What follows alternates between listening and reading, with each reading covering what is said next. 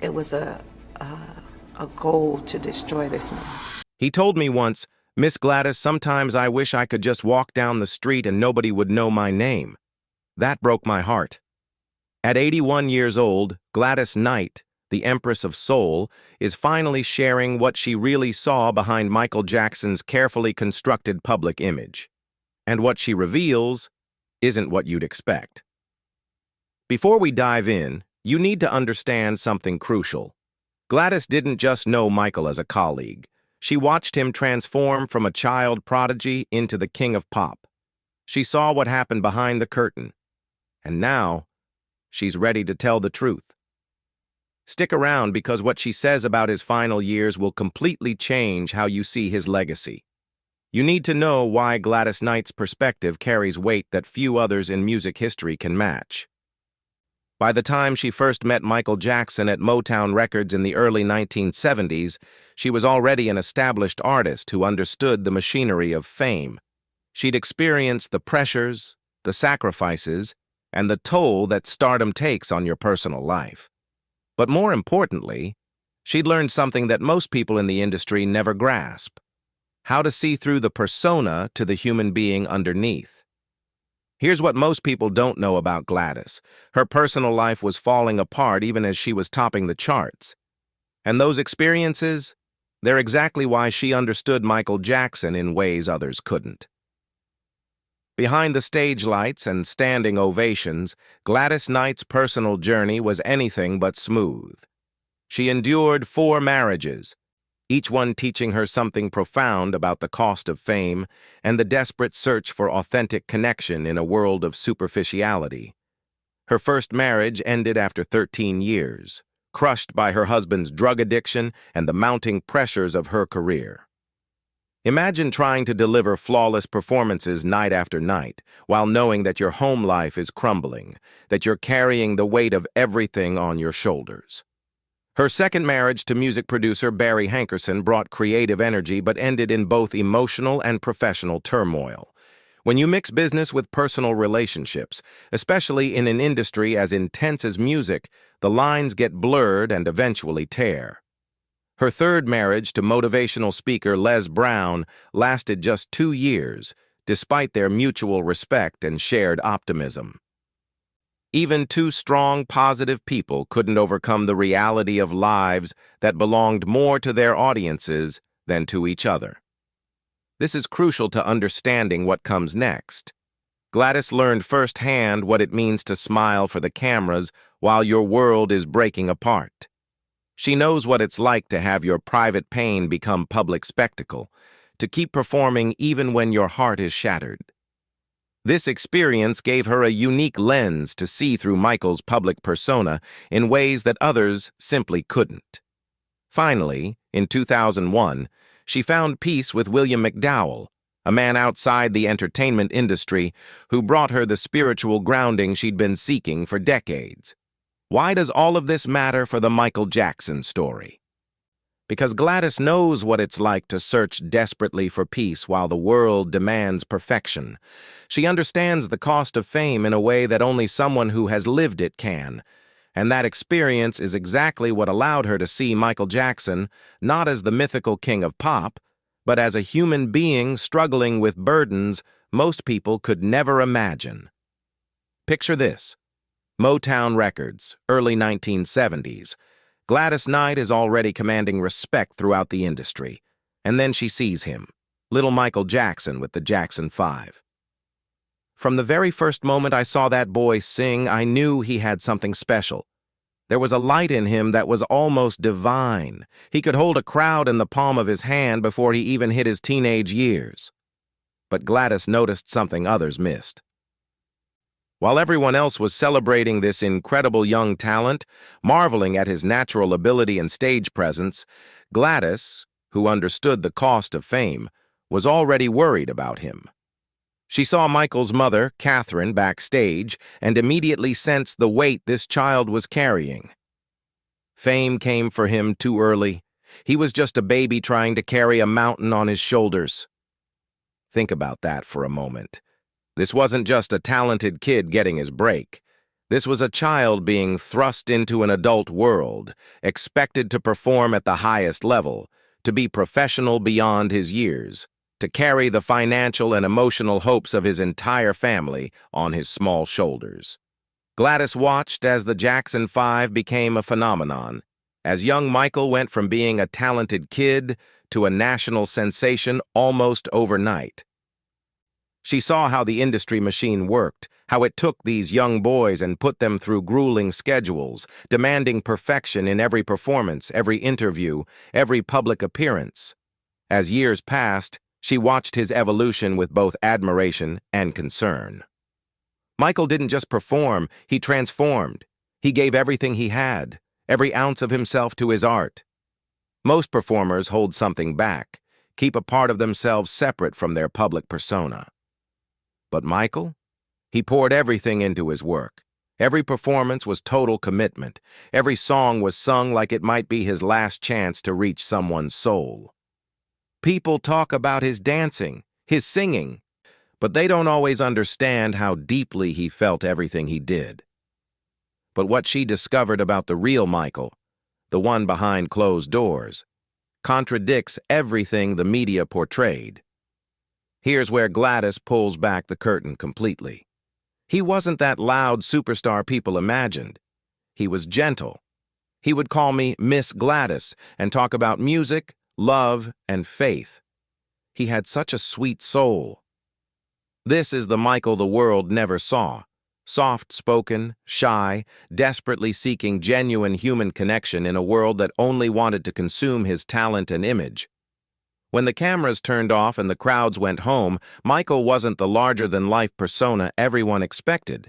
He was a sensitive soul who valued real conversation, who wanted to connect with people who saw him as more than just the king of pop.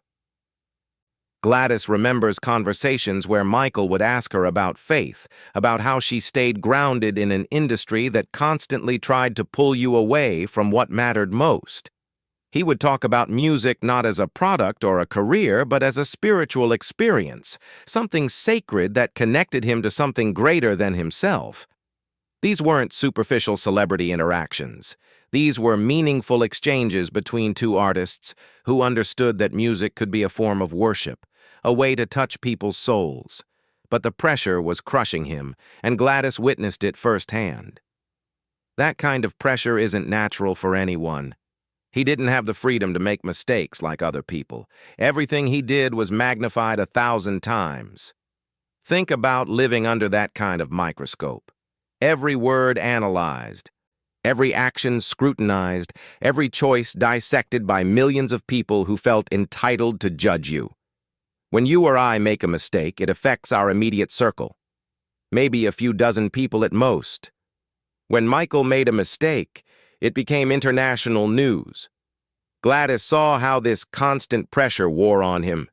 She remembered moments when Michael would express how tired he felt, not just physically exhausted from the demanding schedule of recording, touring, and promoting, but emotionally and spiritually drained from the weight of being Michael Jackson. Then she shares the moment that haunted her, the moment that revealed just how trapped he felt. He told me once, "Miss Gladys, sometimes I wish I could just walk down the street and nobody would know my name." That broke my heart because that's all he ever wanted, to just be. Let that sink in for a moment. The most famous entertainer on the planet, the man who could sell out stadiums in minutes, whose every album became a cultural event, whose influence shaped generations of artists. All he wanted was anonymity. He wanted to experience the simple pleasure of walking down a street without being mobbed, of going to a store without causing a scene, of sitting in a park without being photographed. He wanted to be human, not a commodity. He wanted connection, not consumption. He wanted to be Michael, not the king of pop. This desire for normalcy, for simple human experiences that the rest of us take for granted, became increasingly impossible as his fame grew. Gladys understood this in a way that most people couldn't because she had tasted that same fame, felt that same pressure. But even at her peak, Gladys never reached the stratospheric level of recognition that Michael experienced.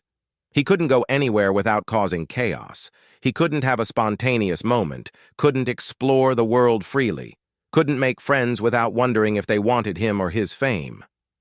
And when the controversies hit in his later years, Gladys's response might surprise you, but it comes from a place of deep understanding and unwavering conviction. When asked about the controversies surrounding Michael's later years, Gladys doesn't hesitate. She speaks with both compassion and firm conviction. People forget that Michael was human. He made choices, yes, but he was also a man who carried the world's expectations from childhood. This is where Gladys's own experiences with judgment and public scrutiny inform her perspective. She knows what it's like to have your personal struggles become entertainment for others, to have people who don't know you feel entitled to judge your decisions. It's easy to judge when you've never lived that kind of life. I never believed he was the monster some tried to paint him as. Michael was misunderstood. He was sensitive, fragile even. He gave love to a world that didn't always give it back. This isn't just celebrity defending celebrity. This is someone who personally knew both the cost of fame and the character of the man. Gladys had spent decades watching Michael navigate the impossible position he was in, seeing how he tried to maintain his humanity while the world wanted to either worship him as a god or tear him down as a monster. She saw how the media created narratives that fit their needs rather than reflecting reality. She watched as Michael's eccentricities, behaviors that made perfect sense for someone who had never experienced a normal childhood, were twisted into evidence of something sinister. His desire to create a sanctuary at Neverland Ranch, a place where he could experience the childhood he never had, was portrayed as suspicious rather than understood as the coping mechanism of someone trying to heal from early trauma. The world wanted him to be perfect, Gladys reflects, but they also wanted him to fail. They wanted the spectacle of his rise and the drama of his fall. Nobody wanted to see him as just a man trying to do his best with an impossible situation. She speaks about how Michael was constantly trying to prove himself, constantly trying to show the world who he really was, but the narrative had already been written. Once the media and public decided who they wanted him to be, nothing he did could change that perception. On his artistry, Gladys becomes almost reverent. Nobody will ever do what Michael did. He changed the landscape of music forever. He opened doors for so many of us. His creativity, his vision, that was genius, and it came from a place of deep emotion. Every note he sang had a story behind it. She talks about watching him work, seeing the meticulous attention to detail, the countless hours perfecting every vocal run, every beat, every element of a song. Michael didn't just make music, he crafted experiences. He understood that a song wasn't just about melody and lyrics, but about creating a complete emotional journey for the listener. His albums weren't just collections of songs. They were carefully constructed experiences designed to take you somewhere. The music videos weren't just promotional tools. They were short films that elevated the entire medium. The choreography wasn't just dancing. It was a new language of movement that influenced everything that came after.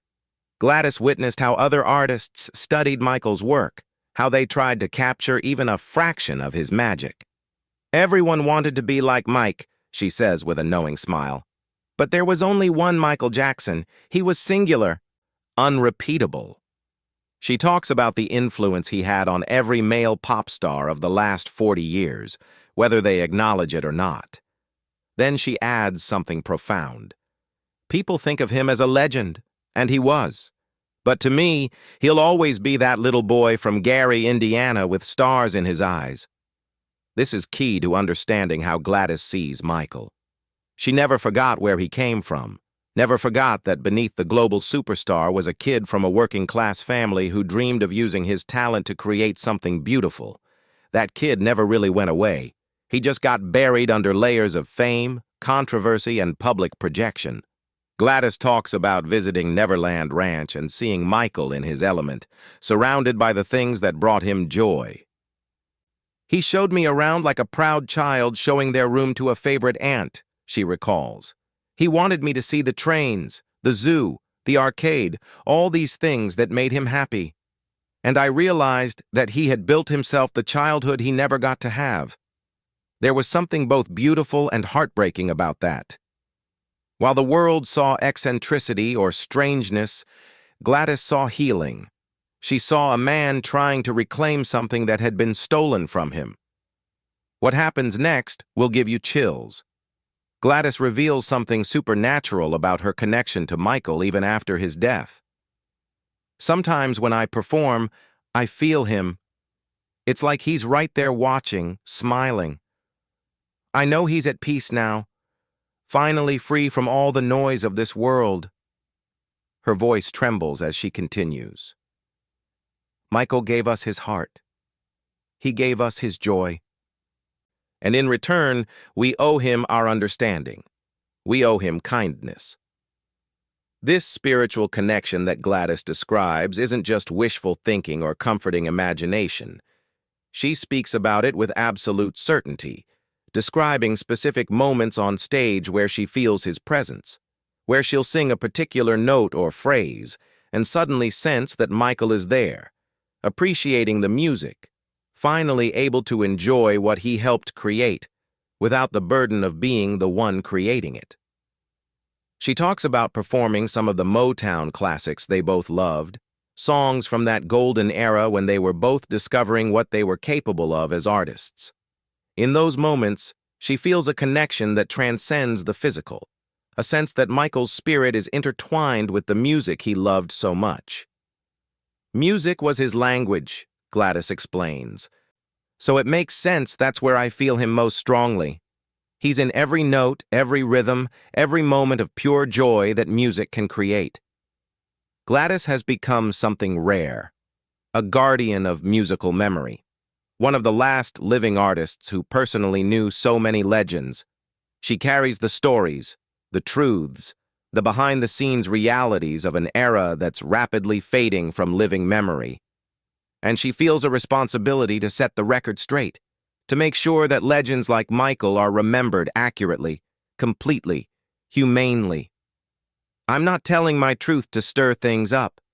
I'm telling it because Michael deserves to be remembered as the beautiful soul he was. I love that boy truly, and I miss him every day. There's no agenda here, no attempt to profit from controversy or get attention by revealing salacious details. Gladys is simply trying to honor a friend, to make sure the world sees Michael the way she saw him, as a talented, sensitive, deeply good person who was crushed under the weight of impossible expectations. In 2009, at Michael's funeral service, Gladys sang sacred songs as her final tribute. Imagine the weight of that moment, saying goodbye to someone she'd watched grow from a child star into a global icon. Someone she'd tried to protect and support, someone she'd seen struggle and triumph and ultimately succumb to the unbearable pressure of being himself. Standing there, singing those songs, Gladys wasn't just performing. She was praying. She was saying goodbye. She was offering Michael the peace through music that he'd spent his entire life searching for. That was one of the hardest things I've ever had to do, Gladys admits. Standing there, looking at his casket, knowing that boy was finally at rest but wishing so desperately that he'd found peace while he was still here with us. I sang those songs for him, but also for everyone who loved him, everyone who was mourning not just the artist but the person. The funeral was attended by celebrities, dignitaries, and millions watching around the world. But for Gladys, it was an intimate moment of saying goodbye to someone she'd known and loved for decades. She reflects on the public nature of the mourning, how Michael's death became a global event. Even in death, he couldn't have privacy, she notes sadly. The world wanted to own even his grief, even his final farewell. But I tried to make those songs sacred, to create a moment where it wasn't about spectacle, but about honoring a soul that had finally been released from suffering. Gladys Knight, who has endured her own trials in the spotlight, understands the price that artists like Michael Jackson paid for their greatness. Her final words carry profound weight. We all wanted a piece of him, but what he needed most was peace. I hope he has that now. This simple statement encapsulates everything. The endless demands on Michael's time, energy, creativity, and soul, the way everyone from fans to business associates to media to family wanted something from him. The impossibility of meeting all those expectations while also trying to be a human being with needs and limits and vulnerabilities.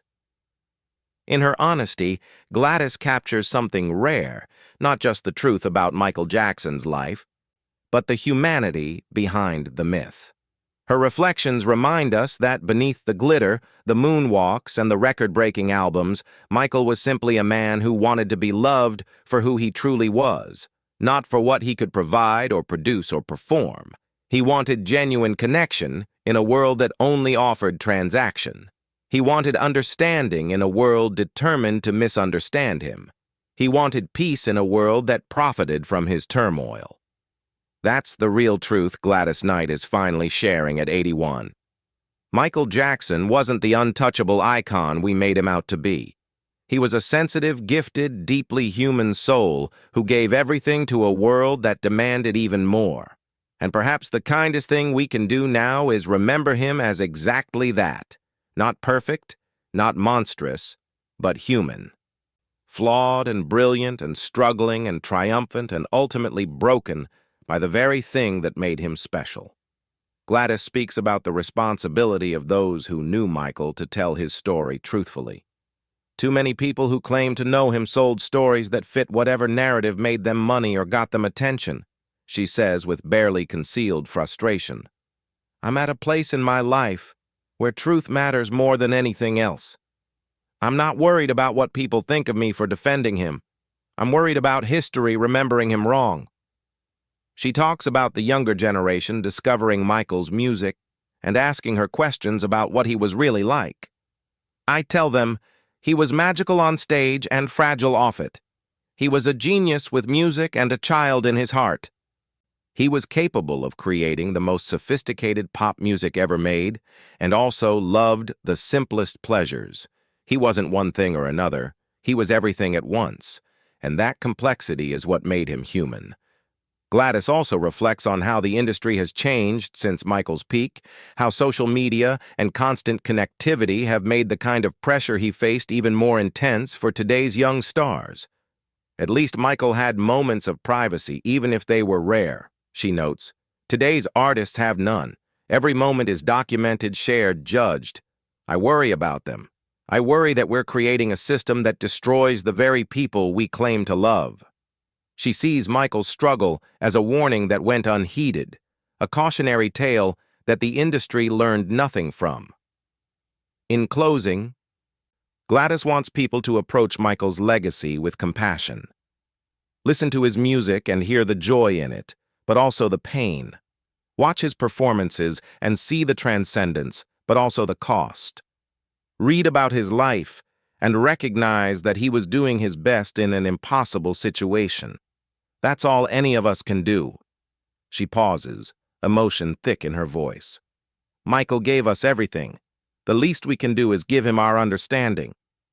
What do you think? Did Gladys's perspective change how you see Michael Jackson's legacy? Drop your thoughts in the comments below. And if this gave you a new understanding of the King of Pop, share this video with someone who needs to hear this truth.